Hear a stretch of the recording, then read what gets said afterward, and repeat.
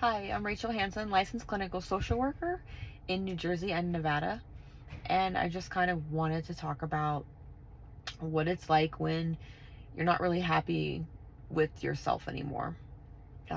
Maybe you realize that you've created patterns in your life that are no longer serving you.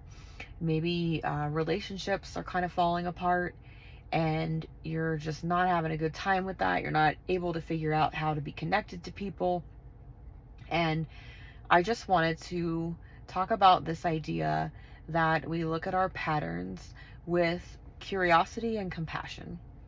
So, a lot of times when people are growing up and they have difficult childhoods, whether it's something that they went through that was directly abusive, like a parent who was abusive on purpose, who was making choices that were detrimental, or it's just a parent that lacked in an area. Maybe they didn't have the skills that they needed growing up, or maybe you have a parent who was medically challenged in some way. Maybe your parent, has some sort of a disability that impacted the way that they parented you or the time that they gave you.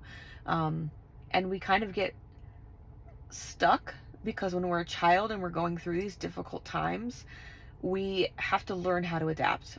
We have to learn how to respond to people, to not make a problem worse in a lot of cases.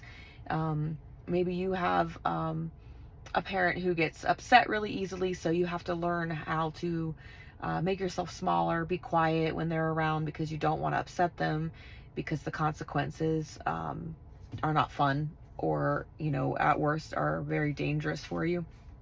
So we kind of get in these ways of thinking, of being, of doing that served us when we were little. And I think that's the key that I want to talk about for a second, is that when you were doing things when you were little, you were behaving in ways that you needed to adapt and survive. So a young child doesn't have the skills or the power or the presence to really stand up for themselves. And a lot of times they do have to be quiet and kind of fade into the background, because if they speak up, if they use their voice, they may be punished. There may be a situation where you were punished because you spoke up and used your voice, and you learned, okay, when this is happening, I just have to be quiet because I don't want to get in trouble. And we develop a lot of different coping skills, right? A lot of different ways to handle that. And I couldn't possibly go into all of them right now because we'd be sitting here all night and I really want to go home. But we have these skills that we use, and they work. They work for us, and they help us get through our childhood. And then we grow up and we make friends and we get jobs.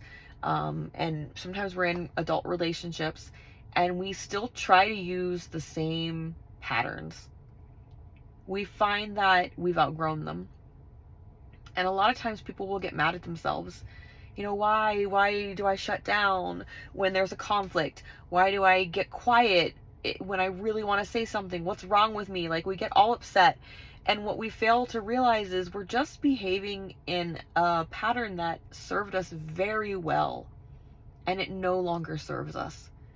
So we need a little help breaking these patterns. We need a little help challenging our thoughts about ourselves and our thoughts about these patterns. And that's really where therapy comes in. It's a very personalized experience. And, you need personal help in different areas. Somebody else needs different help in other areas. So it is a very personal thing. But the crux of what we do in therapy is we really stop and we look at why we have those patterns. Like, what happened in the first place? What kind of beliefs did we have when we were little that contributed to these patterns? And how can we challenge those beliefs now? And can we look at them and kind of look at the evidence and see, is it really true? Is it really true of us now? And that's where the compassion comes in, because you want to transcend and embrace who you were in the past. You did what you needed to do to survive, and you're here because of it. And many of the people that I talk to would not be alive if they didn't adapt. They would have killed themselves. They would not be here if they didn't adapt. and you did it. You adapted and you're here. And that is something to really stop and honor your little self that made it. You figured out how to get here. You figured out how to be alive in this moment. And we need to figure out how to continue to survive. And that means adapting. And that means changing those thought patterns.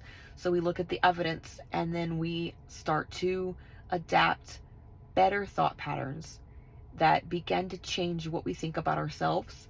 And they give us the courage to do the things we want to do. They give us the courage to stand up and speak out when we feel shut down inside. So that's kind of what we do together a little bit in therapy. I mean, obviously, there's a whole bunch of different ways to approach it, and your therapy is going to be very individual. But that's where we start. We just stay compassionate. We stay compassionate. We look at you for who you are as a whole. What's going on now? What was going on in the past? And how can we draw a connection?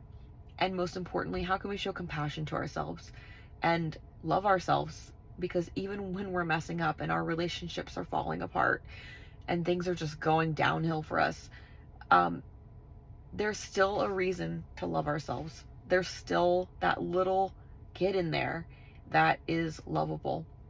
And if you don't feel that way and you don't feel like you're lovable, then call me. Let's talk, because we will explore why you feel that way.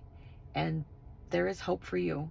You don't have to have a trail of broken relationships in your life. You can actually learn how to fix them. And you can learn by starting with the one relationship that is the most important, and that is the one with yourself. So call me, let's talk, and like, subscribe, follow, whatever it is that you're doing today. I'll talk to you later.